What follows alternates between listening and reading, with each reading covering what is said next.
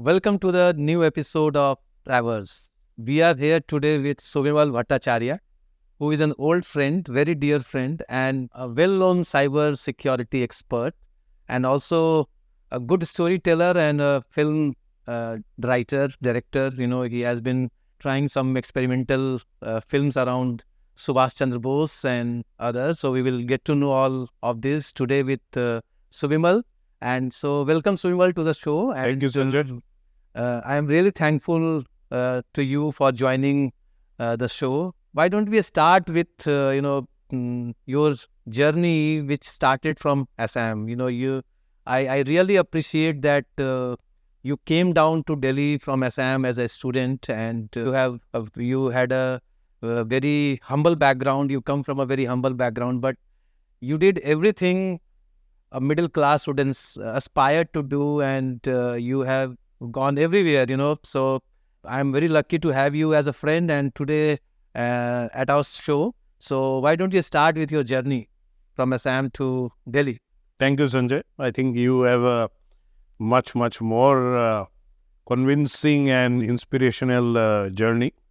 But nevertheless, both come from very small places, almost unknown place. Yes. At least I come from a place called Haflong in Assam. It is in the hills between the two valleys. When we were in school, there was not even a public library, but we were blessed with nature and some very good teachers. Both my parents themselves were teachers. So we had that orientation towards education even at home. But outside also in the ecosystem, we were able to learn quality stuff. And that's why I pride myself still that I can write very good English. Mm-hmm. So that is Haflong's contribution. So I think the first... So you did your 10th from Haflong? I did my 10th as well as 12th from Haflong. Okay. Then I had come to Delhi. And Haflong, like how big it would be? Like, what is the size of? Well, that time it would have been just about 12,000 people. Oh, Very small town. A very small town. Mm-hmm. The best part was that it was a very cosmopolitan town. So we had 13 tribes and 6 non-tribes. Mm-hmm. And I think, to a great extent, now I realize that those interactions that we had among every one of us Mm-hmm. really enriched oneself as well as to understand somebody else's point of view. So every of them had different cultures, and there were some instances where everyone would come and participate, display their own culture. So we learned more, than what I would have learned if I was in nearby Silchar, which is a, preponderantly Bengali dominating area. So then you came to Guwahati for your... Well, I had come to Delhi. I became homesick, so I went to Guwahati without informing anyone, and I joined my graduation in mathematics in Cotton College. Mm-hmm. That was one of the, or rather the best college in that region, in the name of Sir Henry Cotton, started in 1901. Yes. So 3 years out of home, first time out of home. Still a great experience, learning experience, staying out of home. I didn't really stay in a hotel. I stayed in my uncle's house, my father's elder brother. So they really took care of me. And I got involved in a lot of activities in the college. I was the general secretary of the Cotton College Mathematics Association. Our contemporary at that point of time is the current Chief Minister of Assam, Dr. Himanta Biswa Sarma. He was 3 years senior to me. We saw, or I can say that I saw his leadership and organizational skills even at that point of time. But nevertheless, we had good teachers. Culturally, I was almost in that same ecosystem. Preponderantly Assamese, but still the different Assamese tribes, they were there. Guwahati was a melting pot of most of the different communities of people from the whole of Northeast, and the best of the students always came to Cotton. So it was a good experience. And then finally, as I more matured with age and all, after my graduation, I came for post-graduation to Delhi. I think we would have come both with the same intent then. My intent was to be a civil servant. I was very inspired by the young IAS officers who went to the district.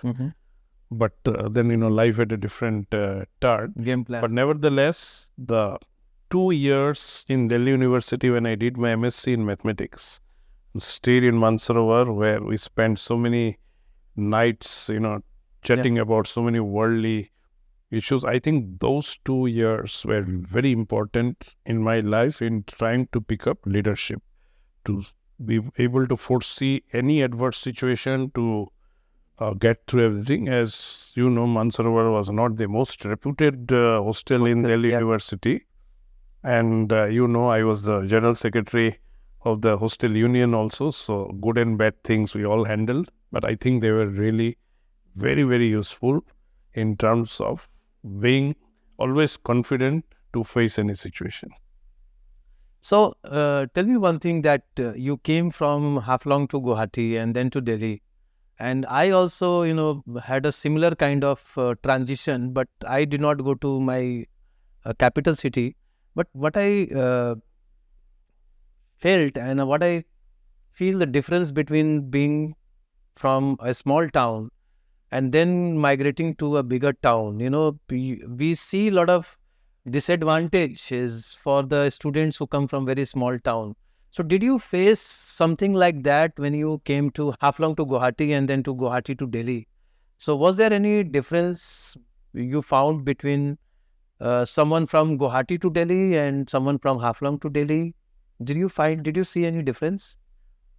Well, definitely there is a lot of difference.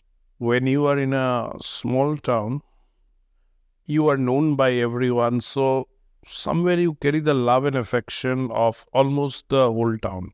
When you move to a bigger place, you find a lot of strangers also. Not everyone is nice to you.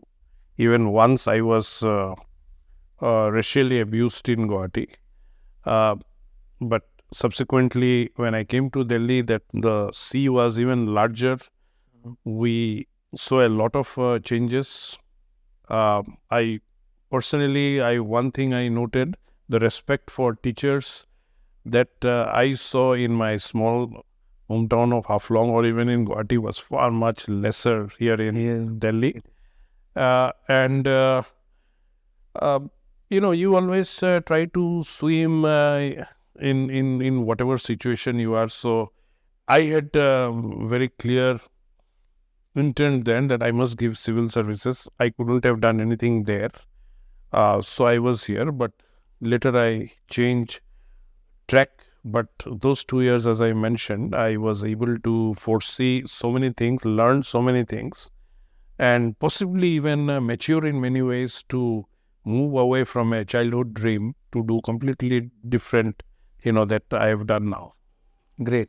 And, during our time in Delhi University, we used to see a lot of students coming from Northeast, and that has been growing since then.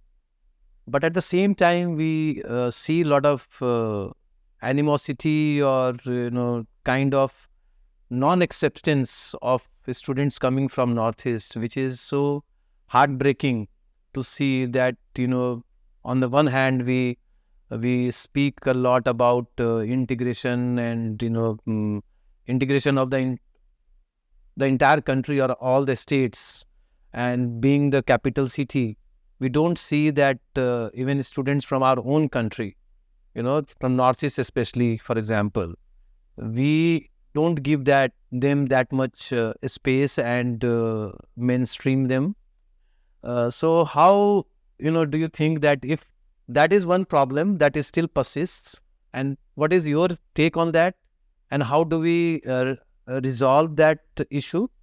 Then second, a follow-up question that, we talk about internationalization of education, and when we are talking about internationalization of education and India being a Vishwa Guru, that if we really want to become a Vishwa Guru, and if we are not even able to integrate our own students and mainstream them, then how do we, invite or welcome students from abroad and really become a Vishwa Guru, which we used to be. In the past, we had uh, open-handedly welcomed, gurus from all over the world. So, can you throw some light around this? Definitely. It's a very important point. Well, I have a belief that, uh, you know, intermingling is very, very important. So, a lot of people from the Northeast, by and large, they're very shy and try to remain in their own community and ghettos, if you may use the word. But there are a lot who come and interact and engage and everything. And also, they make their mark. Kiren Rijiju, Union Minister, he was in Hansraj hostel and everything. How he used to engage with everyone. There are so many such examples also, but very many times such kind of conflicts have happened, primarily because of the non-understanding of geography and to an extent history of that region or the cultures on this part. But there are many occasions where, even in the Northeast itself, there has been a lot of conflicts always based on identities. So I always hold a belief that economics always has to be above identity, because then only you will create opportunities and people become far much more broad-minded. People accept others, and that is where you can grow. So that, I think, has not really been something that we have seen. There have been many instances where Northeast people face problems here. But there are also instances where people from the mainland, if you may use the term, have faced problems in Assam and Northeast. They are called you Indians, something like that. So I think it's a two-way street. Right now, things are improving much better, and particularly after the coming of internet and social media and everything. So that is one part. The second part, where you come from on the international aspects and all. We always say Vasudhaiva Kutumbakam as a philosophy of our foreign policy, and that's where we try and involve everyone, and that is where we would want ourselves to be seen as. I think it will still take time in terms of the education ecosystem, and those things much better, that whether we'll be really able to get a big flow of students from anywhere across the world because of what we are able to provide in terms of the content and infrastructure. We are inching towards it. It's still a far cry, and that's the reason you don't see much of the Indian educational institutions at higher levels in the world rankings and all. So there is a lot of improvement to be done in that. But by and large, as a diplomatic practice, we have tried to carry a lot of the less developed economies, or from the students from the global south. We have given scholarships, we have given them opportunities and everything and all. So if we are doing that, we also are or I can say that we also have to be conscious to the fact that a lot of facilities for education in the Northeast is still very, very poor, or are not commensurate to what is actually required to be able to make a mark globally and all. So there is, I think, some amount of hard work that has to be done in the education sector in terms of integrating everyone, in terms of involving everyone, in terms of carrying forward everyone. Correct. So you said that you came here and did your master's MSc in mathematics. So what happened after that? Did you sit for the civil services? So that's the thing. I took two revolutionary decisions in life after that. And that changed my course. Well, just after my master's, I had appeared for the LLB entrance exam of Delhi University, and I had got in. And then from Mansarovar hostel, I shifted to Goyar Hall. When I was a student of law, in the first semester, my younger sister, she had just finished her MBBS and she had come to Delhi. And, I wanted to take her around everywhere, but I felt that I didn't have that amount of money in my pocket that I would really want to spend or take my sister here and there. That was something, it made me reflect very much when she was here, that I was still on my father's money and I'm needing to think like that. So the day she left in 1997, month of April, the next day I said, I can't wait for 3 years in LLB, leave it, get into a job. Now, what job you pick up with a MSc in mathematics in those days? The silver lining was that in my MSc, there were 4 papers of computer science. So we learned a little bit of the programming in Delhi School of Economics. And I did pretty well in that. And somewhere I had an aptitude, I thought, towards that. At that point of time, internet had just come to India. Mm-hmm. In 1995, 14th of August, public internet formally came to India. I remember going to that function in Ashoka Hotel. I was a student of MSc then, but I was quite amazed seeing that. So I used to follow that, and if you remember, I used to have a laptop also when I was in the hostel. Possibly I was one of the, very first few in... Yes. So somewhere I had a inclination that something around internet will grow big. So maybe I could, look around for some job around that. So one of the friends to whom I told that I need a job, he said, I'll send you to a placement. I didn't know what was a placement agency that day. I went, they sent me to for an interview to a computer distribution company of Compaq in Greater Kailash. While going there, I had a 3-wheeler accident. Still, I went, I gave the interview. And my first interview, on the first day, that moment, the man had offered me a job. So, suddenly, I moved away from civil servant's dream to getting into a job because I felt that I needed money. I shouldn't take from my father. Both my parents were still working then. So there was no issue around, not being able to sustain for a few more years. But it was your own... But it was something that own calling pitched inside, and I said, no, I must respect. So that was the first revolutionary step. The second revolutionary step at that point of time, that not to sit for civil services, was there's a very senior civil servant who will just retire. So he was in Assam and he came to Delhi, and I met him for the first time, but I used to know his wife. And when we go, and he was a topper in physics from Delhi University, both in PSC as well as MSc. So he told me, that was a Sunday when I met him, he told me, look at me with all my qualifications, even on a Sunday I have to come and meet, some leaders and everything because of my job. So you are a brilliant chap, you should look at things outside. Then the split second I thought, he's a very cool, simple and easy man. I'm a very headstrong man.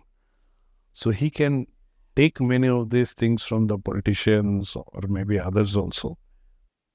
But if I have a situation like this, I might react and then I'll be jobless. So I don't think I should really get in. So these two triggers took me away from civil services, which I had an aspiration from class 8. Interesting, very interesting. So, you were saying something about your transition from the world of computers to defense, and how did that happen? And from there to cybersecurity, how did that happen? These transitions are very important in your life, because today you are, you are an expert on cybersecurity in our country, one of the leading experts. So how did these transitions happen in your life? So the transition from IT to defense to cyber didn't happen. With IT, whatever work I did was all around the cybersecurity space. Even then, along with your selling computers, I already foresaw that was a big area that will going to impact everyone. Got So I did a diploma from one of the Australian universities at that point of time. But diploma is diploma. Everything in life, I always believe is common sense and integrity. So since I have you can say ringside view of everything, so I had more interest on the policy aspects of cyber and cybersecurity rather than trying to do any kind of hacking or activity. Correct. I know programming, Correct. but I don't do. And even in later life, I've learned Python also as a language. But if you are working in a particular area and your focus remains more on that, so work became more of defense. And cyber became more of an intellectual pursuit, but something so close to my heart that my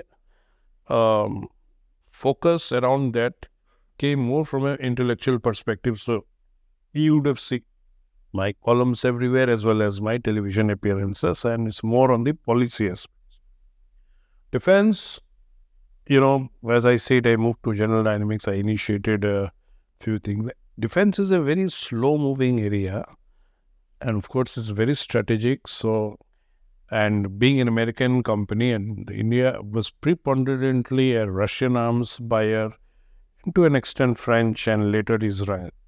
But with America, things started actually from 2005, when the next step in strategic partnership was signed during the time of President Bush and Prime Minister Manmohan Singh. So there you saw, Lockheed Martin came and sold the C-130J. Boeing came and sold the C-17 Globemaster. Now so many things are evolving. So the Indo-US defense relationship have actually evolved almost from the time that I joined General Dynamics, and now every year it is growing and it is becoming more strategic in nature. So if you ask me today, in hindsight, when I look back, I think that my interest around strategy, my interest around the cybersecurity area, my interest around the defense, somewhere philosophically was coming and mixing. It's a similar story around how philosophy, mathematics come and converge, and now with artificial intelligence and computing coming in, all of this, almost everything is kind of interrelated.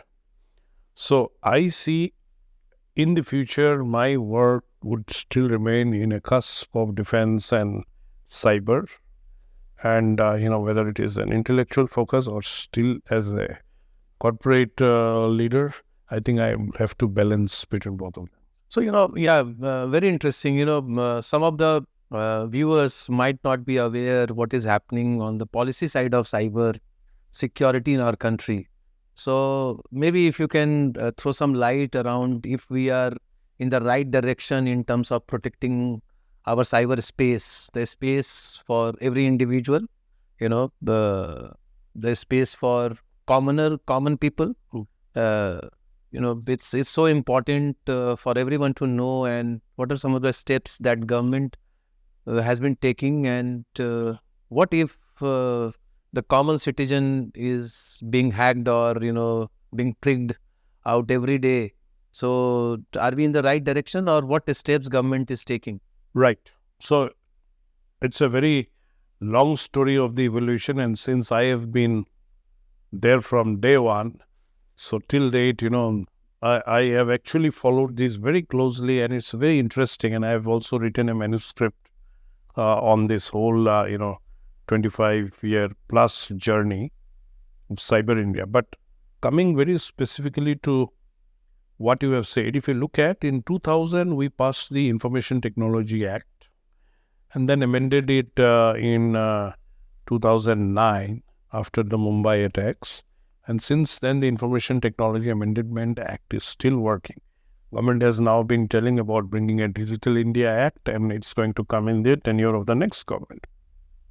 But all through these, there has been a lot of legislative efforts, a lot of the guidelines around intermediaries, lot of growth in the sector, social media, electronic commerce. Everything is happening so fast. Digital public infrastructure. Yeah. So, India's story has been a great story in terms of acceptance of digital technology. Yeah. And today, across the country, you find individuals who otherwise are not literate but very conversant, with making digital payments. Correct. And it's a sense of their empowerment also that they feel. So in all of these circumstances and situations, India has really done very well. If you see the kind of cyber attacks that happen to some of the large corporations also across the world, by and large, we have done well. There are instances of cyber attacks happening on a daily basis to so many individuals. But as a nation, protecting your assets, protecting your critical infrastructure, trying to keep the space, the content and everything still clean and more or less, workable, it's a good journey. When it comes to individuals who are, users of the digital networks, see today, your Aadhaar based unique identity has given you the possibility of doing so many things. Your, KYC and so many other activities today that depend upon Aadhaar has given you the scope to get into a lot of digital services. And now India is trying to sell that concept even, to the global south countries, that how the digital public infrastructure ecosystem helps you in your development, helps you do so many things in a far much more optimal way. But still, individuals become targets of cyber attacks very many times, not necessarily because of their fault, but because they are tricked into, clicking into something. Kind of trap they get into, Yeah, the typical phishing kind of traps that come and all. And not everyone is always very alert or conscious or can understand, the nuances, how attacks can happen.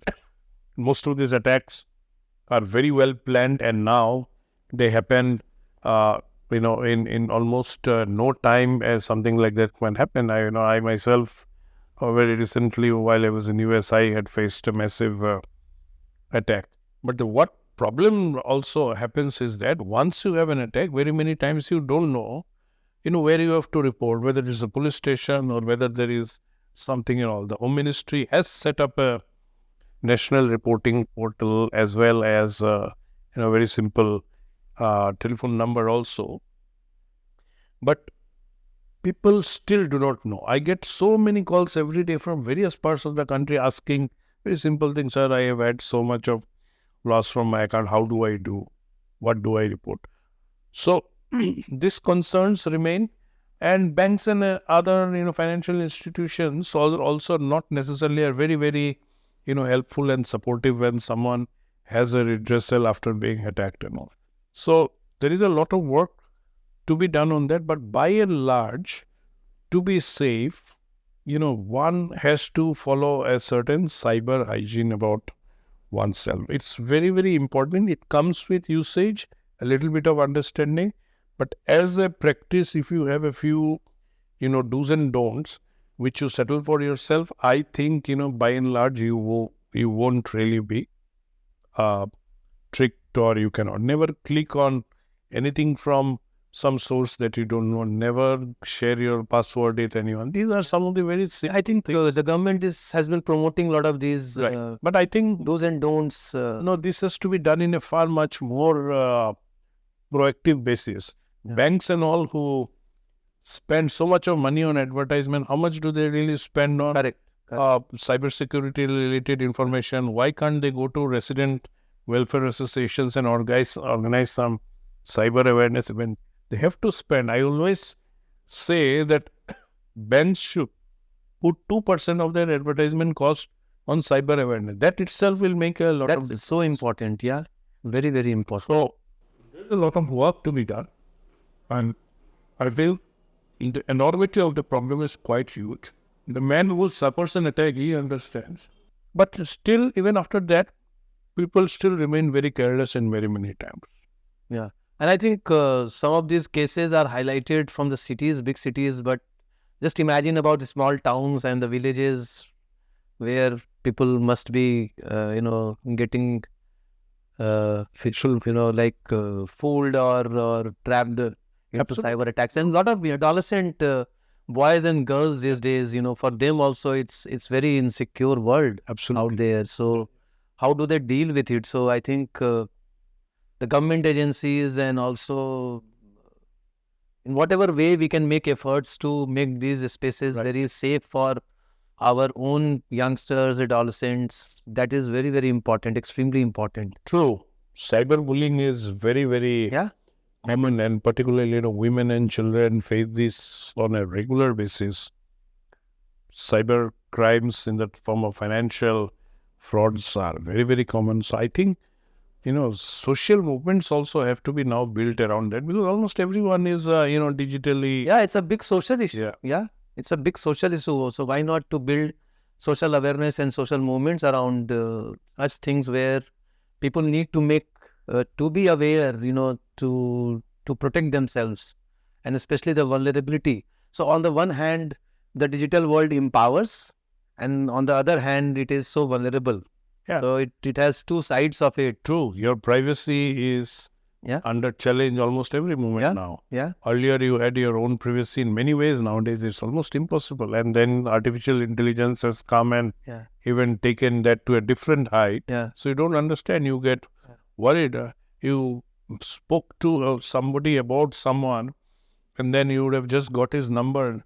Next moment, you'll see in Facebook, you are being told you. Yeah. So I had this question with you that what does government do about such things? This is a great big privacy issue where I think as an individual, we are so much disempowered to control or to, the only option is that you stay away from all the social media, which is not possible these days. So how does government protect us? Well, you see, the intermediary guidelines rules, the last ones that came even last year, but the larger change that happened in May 2021, they put across a lot of stringent conditions on the platforms, which primarily are social media intermediaries, and then there is a threshold limit beyond which it is also known as significant social media intermediary. So there are very clear guidelines about what they should do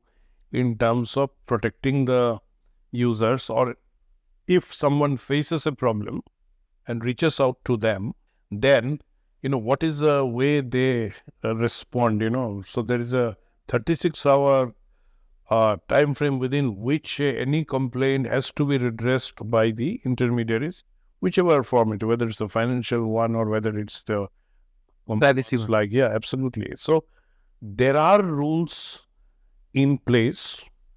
Government does its job, but I think the enormity of the problem is far much more. Mm-hmm. And if you see recently, even the Prime Minister has a couple of times mentioned about deep fakes and how it is impacting and all, and and where the celebrities are impacted. How are the platforms taking proactive steps to stop that? So all these things are in the radar of the government, being pushed across. But I think, the platforms also have to play a far much more. Yeah, they have offices in India now, Facebook, Google, you name. And they all have huge revenues. They have huge revenues, and at the same time, they have policy teams.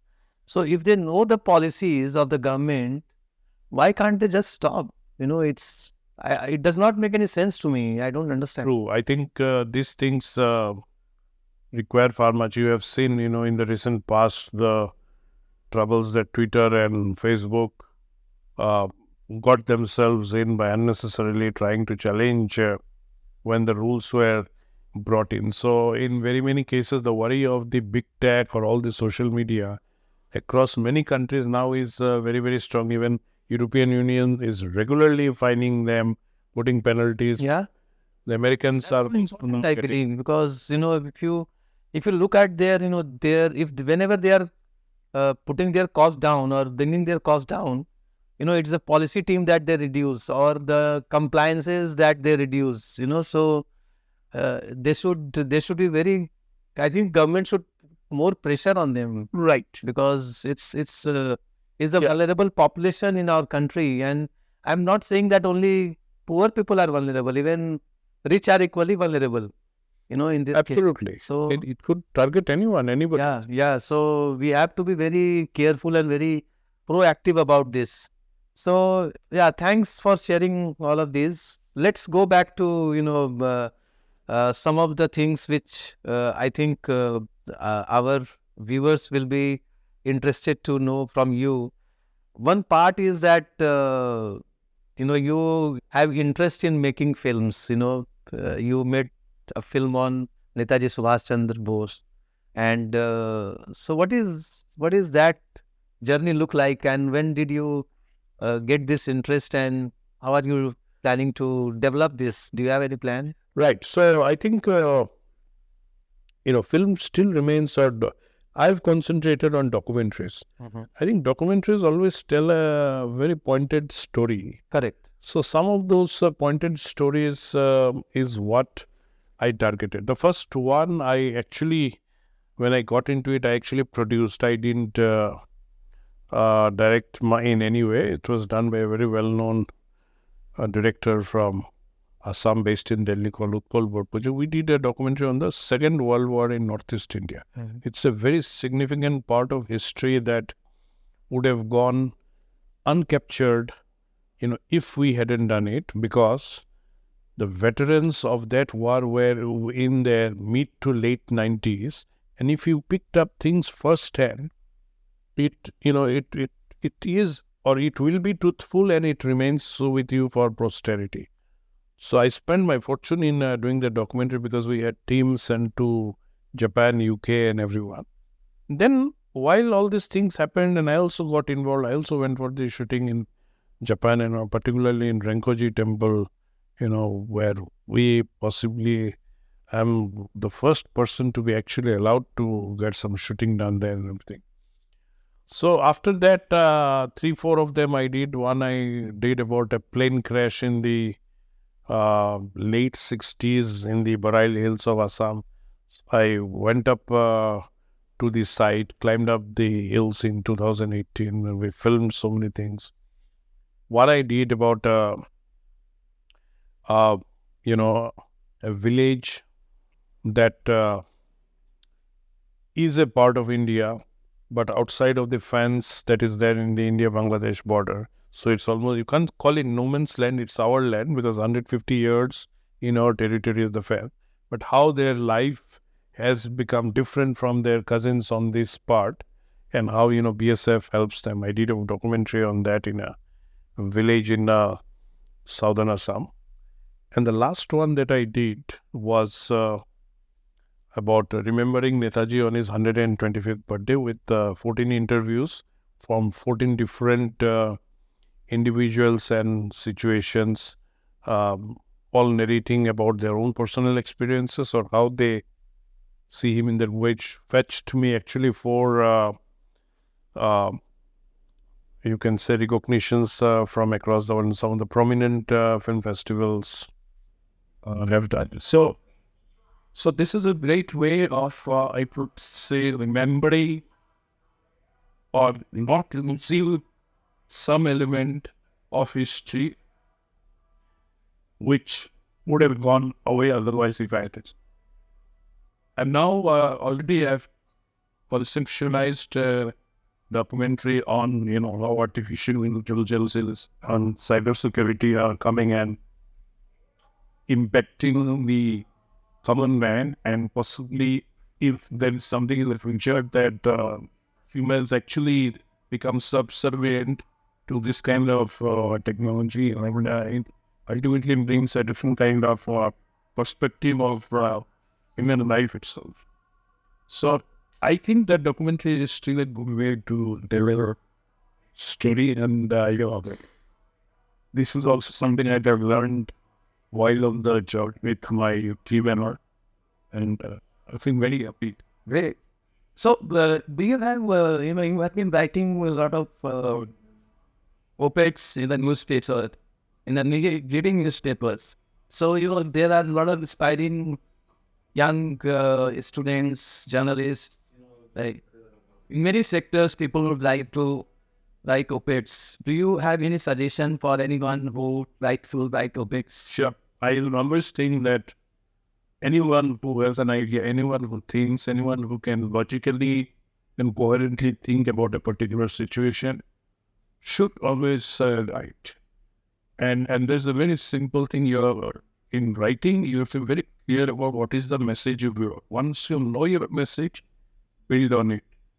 Start with the little bit of a background, then to the current context, and any particular kind of opinion that you want to defend it. It doesn't take really much of a time in terms of doing that if you have an interest in that. And well, there are so many opportunities now. When we started writing 2 decades back, there were only those few newspapers that give you that space. So, and the joy of publishing is always there. Whoever publishes gets encouraged to write further, so one should build on top of it.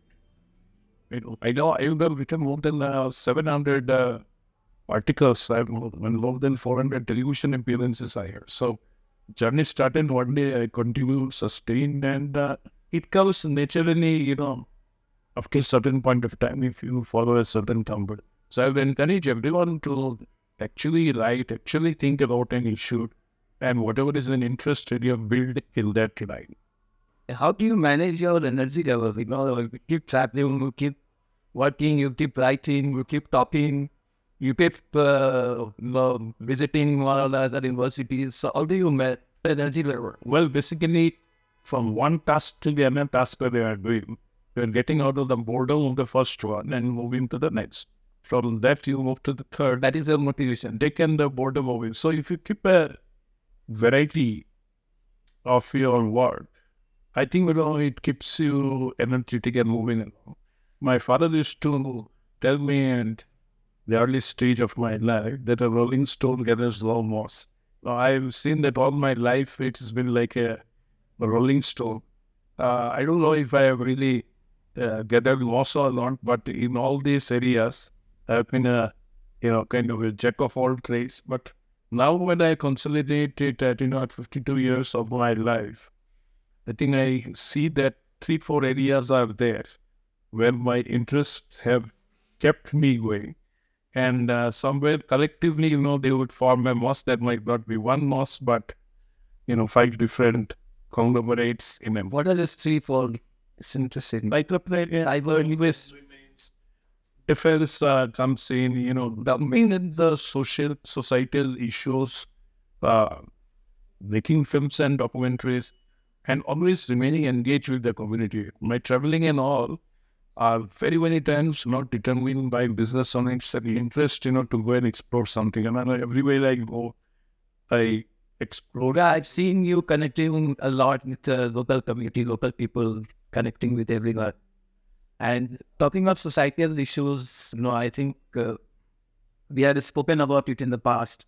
You really want to do a lot for your hometown, for your home state and in the Northeast, Do you have any plan to get into politics and help people out there? At one point of time, I thought, I still don't know, if it's still something that I'm, I wouldn't say anchoring, but maybe the time has really come to jump into it, or if I'll be successful, because some convictions I continue always. Somewhere I feel there might be some conflicts with that. If there is an atmosphere in which one can always go and contribute, I'm open to it. I would think, that maybe doing something for the community is more important. Yeah. Because not everyone from our communities, from far-flung areas, can always, see success in the way that many of us see. I would have never thought of long that I would have, visited more than 40 countries, or, some countries so many times. But it has happened. So now there is so much of wisdom, knowledge, you gathered by all these travels. Every interaction is a learning. So any decision that becomes informed, you are able to do so many things based on this thing. Your maturity level, you don't carry that small, narrow, and very less knowledge approach, and hence your decision possibly is not necessarily optimal. So I think if you are able to motivate, if you are able to inspire, that's a more sense of satisfaction and happiness than only individual aspiration and success. Correct. No, so, I asked you because, I have seen your leadership abilities during Mansalova days when you were the general secretary, and it was a small post, but it was the position that you is at a hostel, and it shows your interest, early interest. Would you like to share some insight from your Absolutely. those days, which you still remember fondly? As I told you, that those 2 years were very, very important in my life when it comes to leadership or being confident about oneself. And I think even you were such an active person involved in so many of the good things that we did. All the customers and everything that happened in the... That was rich funny. All was It didn't impact us. We played above that. Yeah. So, but in Mansalva, I think that was the worst thing which I witnessed in my lifetime. right. That being so picky around caste within the university which is so much highly regarded within the country. Yeah. So that was a kind of something which I really did not like, and which I could not enjoy, even though I was, as you rightly mentioned, that we were surrounded by that atmosphere, but we could survive ourselves of that situation. We stayed above that. We motivated many others to stay out of that. So I think Mansalva in many ways was a good learning experience. Of course, I always used to enjoy those dinner at night that we used to sit and talk about all worldly issues. We were a student of pol science, I am a student of maths, but we converse on issues around the world, on issues afflicting the society then.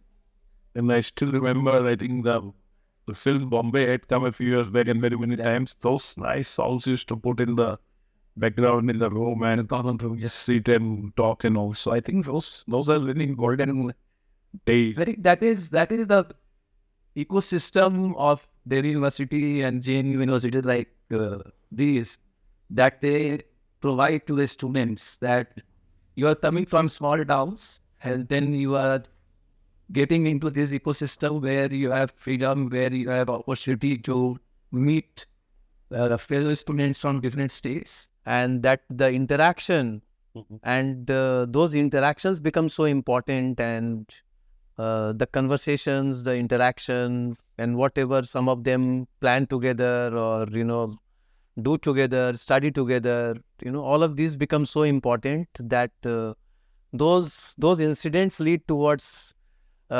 forming the personalities, different personality through which we are today. True. So that also helps us in character building, and I'm sure even now today the students must be having the similar thing, because these different universities provide that platform, that work as a platform for the students from smaller towns like us. Sure. And that become very important for them. Any three advice from your side to youngsters who are below 30 age and they are aspiring this, that, whatever, if you have any suggestions? I think, Sanjay, I have very clear ideas. I think first is that you must be very confident of yourself. Mm-hmm. Number 2, you must maintain your integrity. And number 3, use your common sense to, solve any problem. Many people think, rush for a degree or something. I've always been a believer, no, degree doesn't matter. The degree, while pursuing that degree, you get certain knowledge and learning and everything. But at the end of the day, it is your common sense that carries you. In my life, it's absolutely simple. I'm a simple masters in maths. I don't have a MPhil, PhD, nothing. I worked in a I completely... think immersing yourself is very important. Absolutely. Immersing yourself into whatever you are doing. Yeah. That tan, man, dhan se jo doobne wali baat hoti hai na, that is something True. which we miss in many people. And I think the rat race yes, today, yes, that even parents are responsible Yeah. for, are killing the Yeah. killer instinct in our student. yeah, So, I was a law dropout, but after 18 years, I again joined and completed an LLB. So, I didn't allow that to sink in me that, yeah, like a coward, I Yeah. dropped something, but I had a reason. So, I think be very confident about yourself, have your integrity, and use your common sense. I think these 3 things carries everyone along. After all, some of the best entrepreneurs never had formal education. yeah. So, but these things they had. Common sense is innate in you. Integrity is what you cultivate and pick it up from where you are. And being confident is you. Believe in yourself. Absolutely. Believe in your journey. That is so important. And believe in giving time to it. Believe in giving time to your journey. Otherwise, there is no shortcut. रातों रात आप टाटा और बिरला नहीं बन सकते हैं. You have to agree to it. The rat race which you spoke about, I think it's amazing today. Young bacche, they are 20 years, 22 years, 23 years. They write that, I was going through LinkedIn, and somebody I saw that so many impressions. In her bio, it was written so many impressions, which means that so many people have gone through or liked your profile. It does not mean anything to you, to the world, to your world. You have to be real. You have to be very deep dive. You have to deep dive into something, and then only you become something. So there is no shortcut. Somehow we need to teach these youngsters that, invest your time and wait for the right time to come. And these are byproducts.